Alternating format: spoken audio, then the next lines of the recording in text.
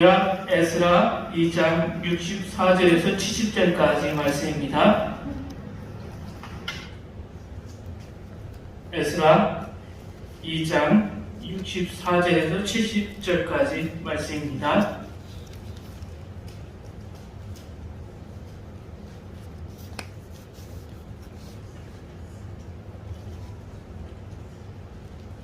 한 절씩 교독하겠습니다. 온 회중의 합계가 42,360명이요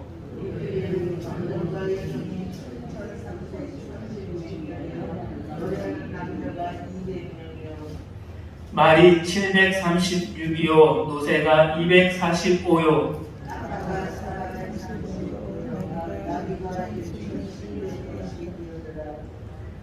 어떤 족장들이 예루살렘에 있는 여호와의 성전토에 이르러 하나님의 손을 그곳에 다시 건축하려고 예물을 기쁘게 드리되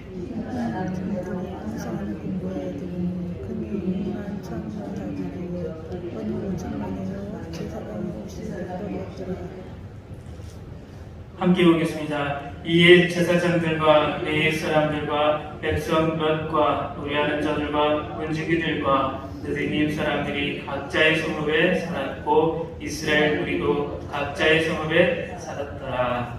아멘.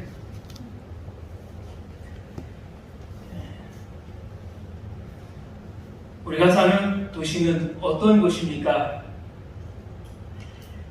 도시를 생각할 때 부정적인 이미지가 떠올려집니까?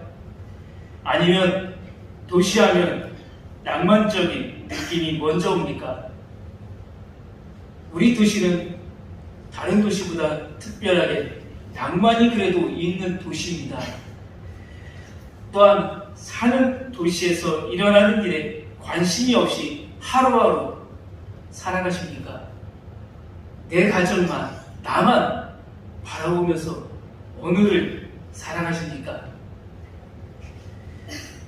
도시에 대한 성경의 관점은 적대적이지도 낭만적이도 않습니다.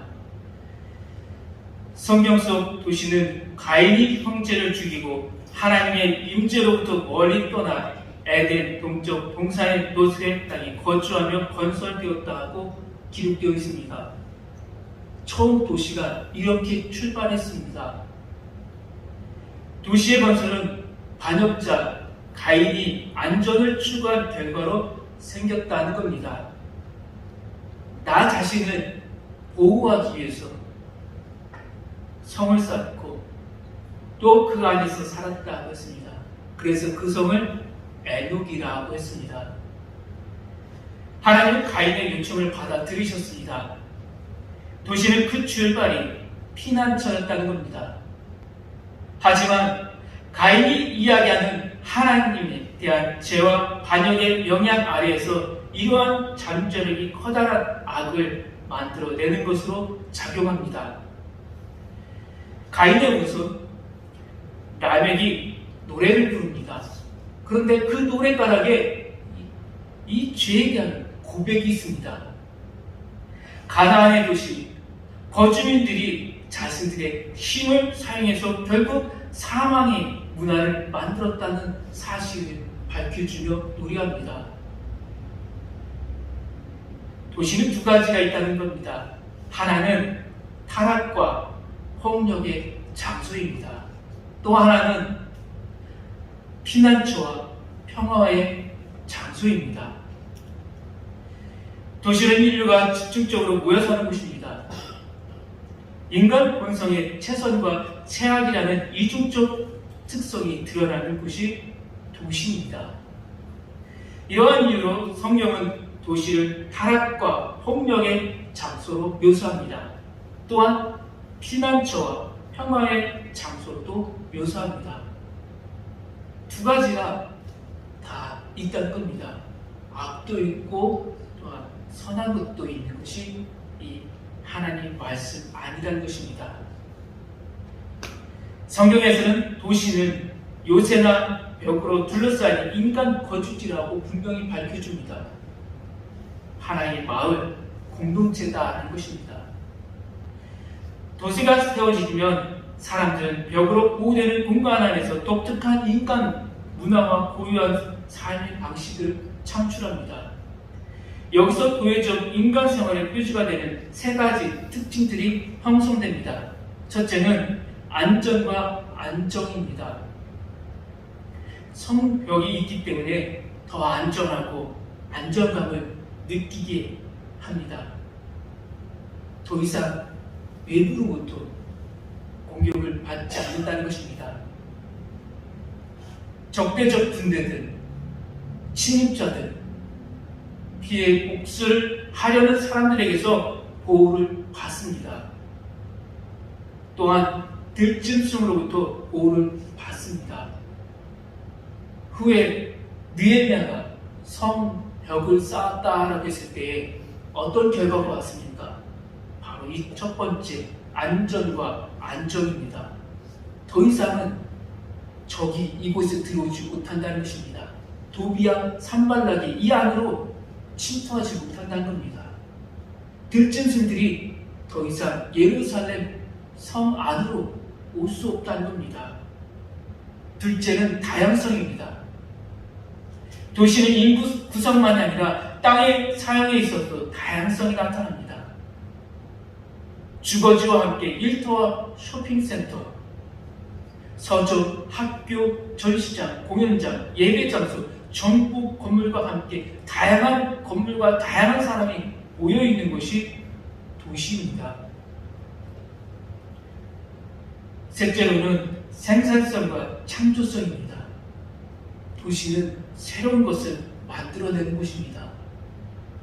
도시는 새로운 것을 이어가는 곳입니다. 과거의 문화가 이제 새로운 미래의 문화에게 자리를 양보해준다는 겁니다. 도시가 건설되면서 인간 문화도 더불어 발달되고 있다는 겁니다. 기술과 건축, 예술 등이 발전하고 있다는 겁니다. 여러분들이 어렸을 때 문화와 지금의 문화 어떻습니까? 같습니까? 많이 달라졌습니다. 우리가 누리지 못했던 것들 이제 많이 우리 후손들은 누릴 수 있는 시대가 오고 있습니다. 성경은 도시 안에서 선과 악이 어떻게 작동하는지에 대해 균형 있는 관점을 제시하고 있는 겁니다. 하나님은 이스라엘 백성들에게 약속의 땅을 떠나라고 합니다. 세 번째의 징계, 포로이지만 하나님의 분명한 목적이 있기 때문에 이 약속의 땅을 떠나라는 것입니다. 유배지로서의 도시, 바벨론 도시를 섬기라고 하나님은 말씀을 내리십니다. 바벨은 하나님을 대적한 도시입니다. 바벨은 후에 바벨론으로 불리게 됩니다. 요한은 계시록에서 바벨론이 하나님의 종말론적 심판도 받지만 종말론적 축복과 구원도 얻는다고 말합니다. 하나님을 대적한 도시 바벨에서 할 일이 있다는 말씀입니다. 나의 백성 이스라엘, 너희들이 저 악한 도성에 들어가서 변화를 시키라는 겁니다.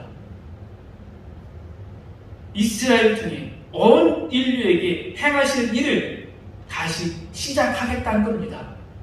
하나님께서 다시 땅을 회복시키시고 다시 도시를 회복시키겠다는 말씀입니다. 하나님이 선지자 예레미야에게 하신 말씀입니다.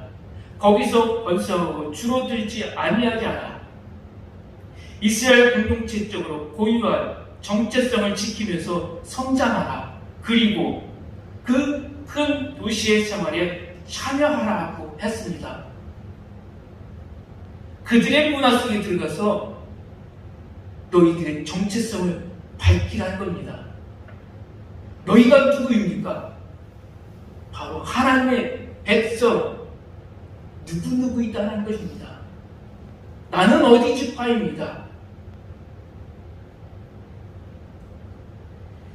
그곳에서 백성들이 정착하라고 말씀하십니다. 그곳에서 집을 짓고 살라고 말씀하십니다. 그곳에서 정원을 가꾸라고 하십니다. 가장 놀라운 말씀이 바벨론 도시를 섬기라는 말씀입니다.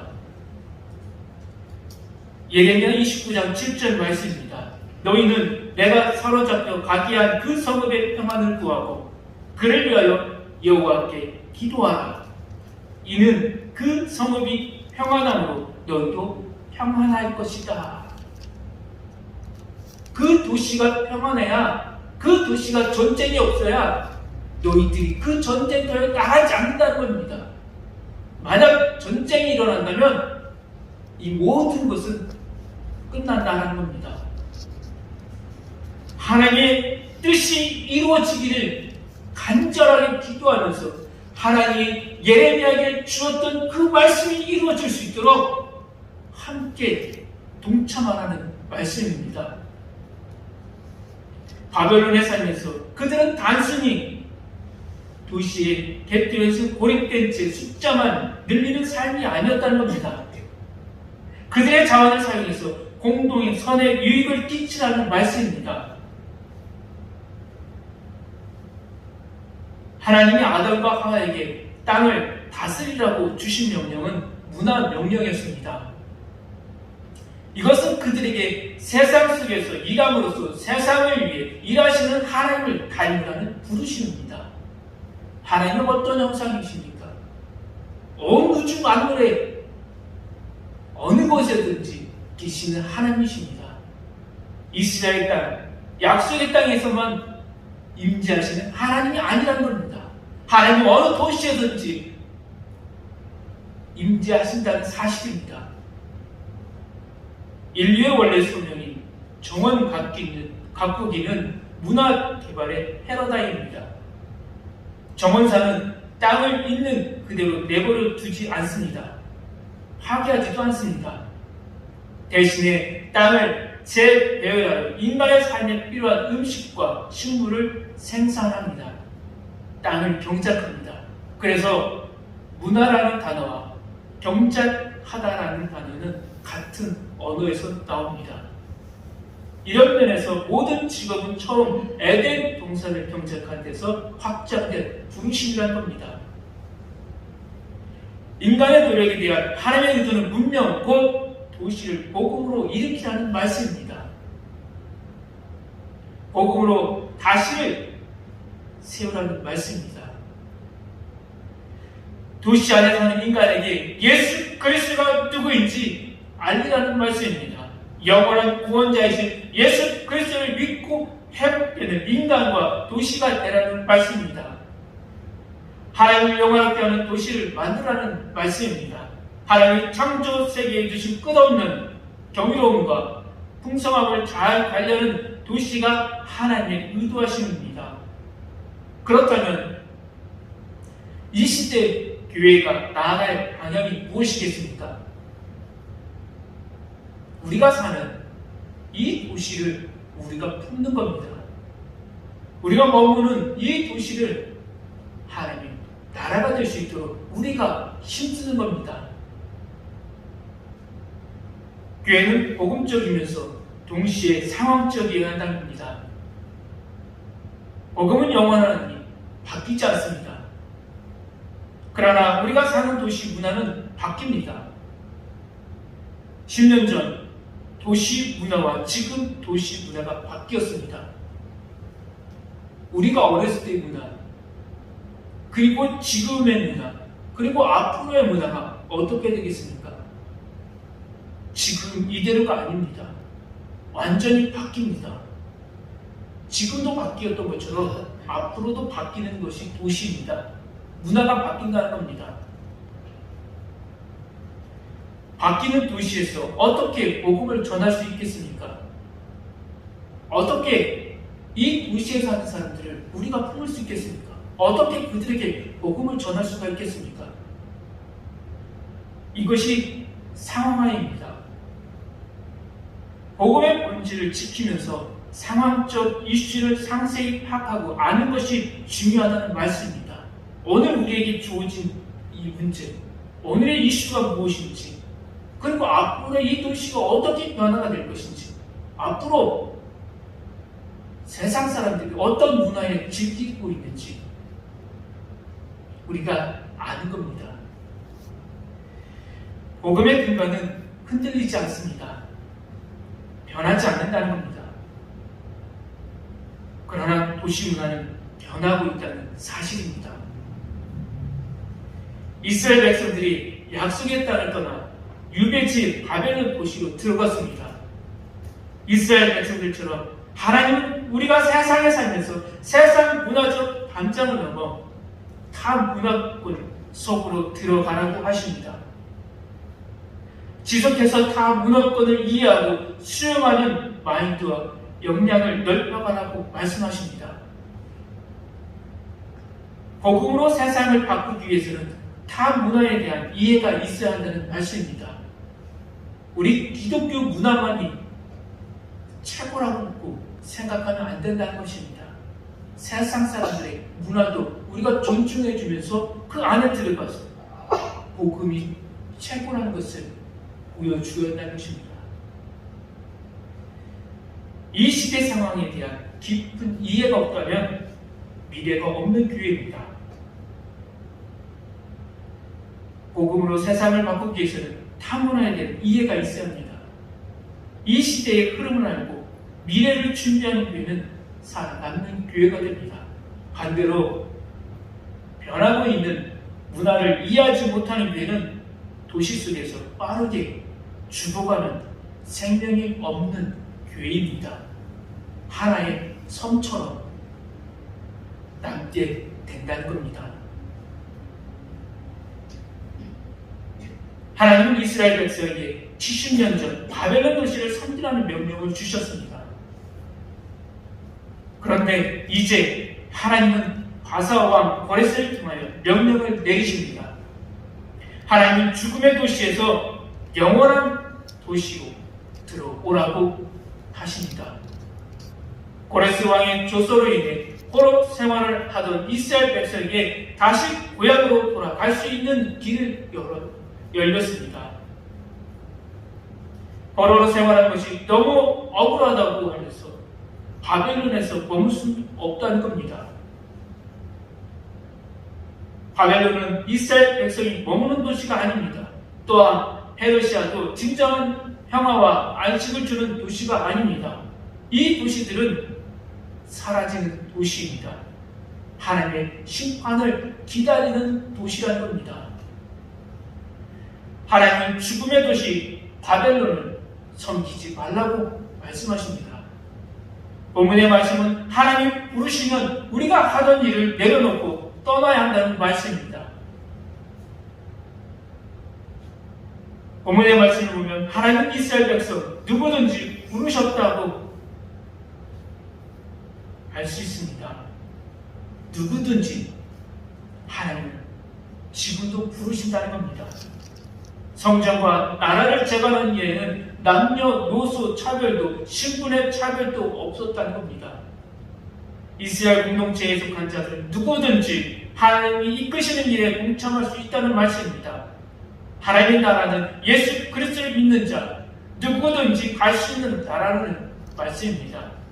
포로에서 귀환한 자들은 성전을 재건해야 한다는 사명을 확실하게 인식한 자들입니다.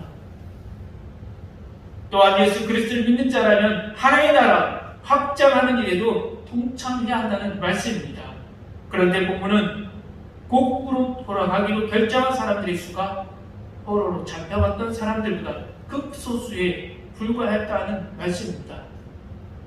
누구든지 주 앞에 나와 있지만 천국에 들어가는 자들은 극히 소수라는 겁니다. 하나님이 고레스 왕의 마음을 움직이시고 귀향에 필요한 모든 재정적 필요를 채워주셨습니다. 그런데도 사람들은 지금의 포로의 신분을 선택합니다.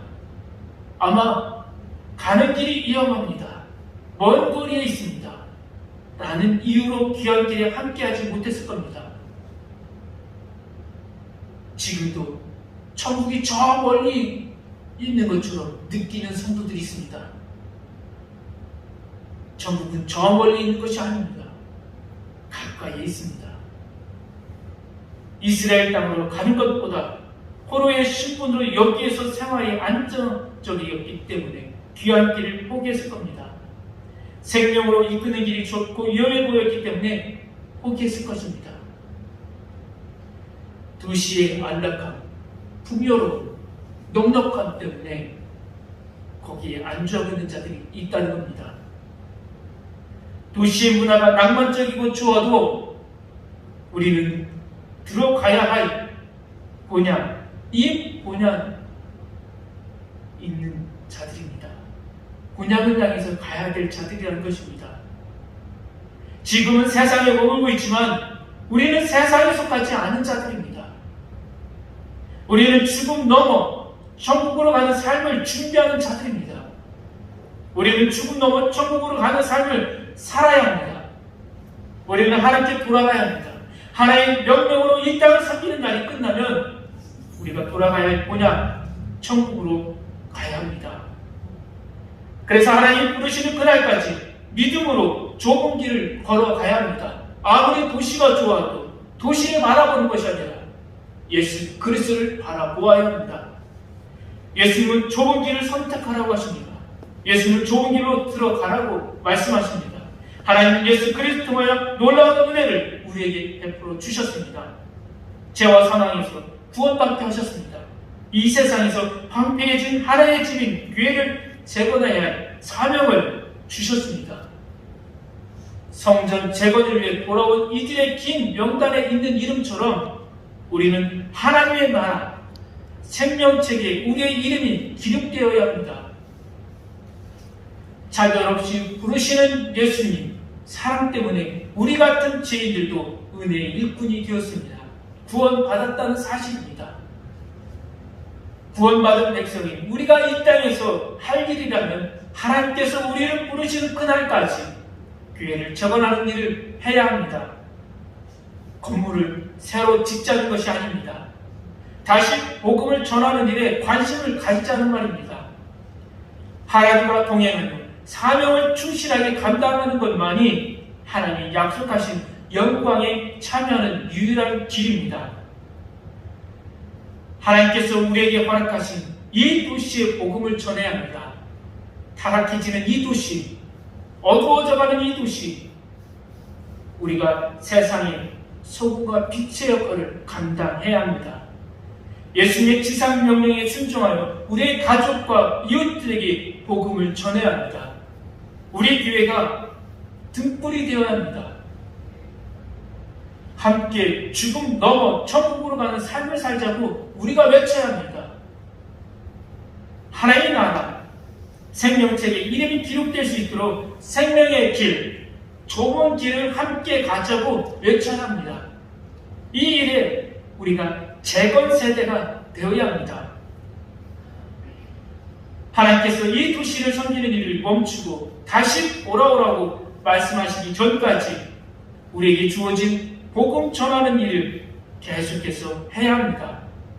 포로 생활에서 예루살렘으로 돌아온 이스라엘 백성들처럼 지혜롭게 영원한 하나님 나라를 선택하여 예수님의 명령대로 좁은 길로 가서 죽음 넘어 천국에 들어가는 성도들이 되길 소망합니다. 아멘. 기도하겠습니다. 하나님, 우리가 다시 천국에서 만나게 해주신 은혜에 감사드립니다.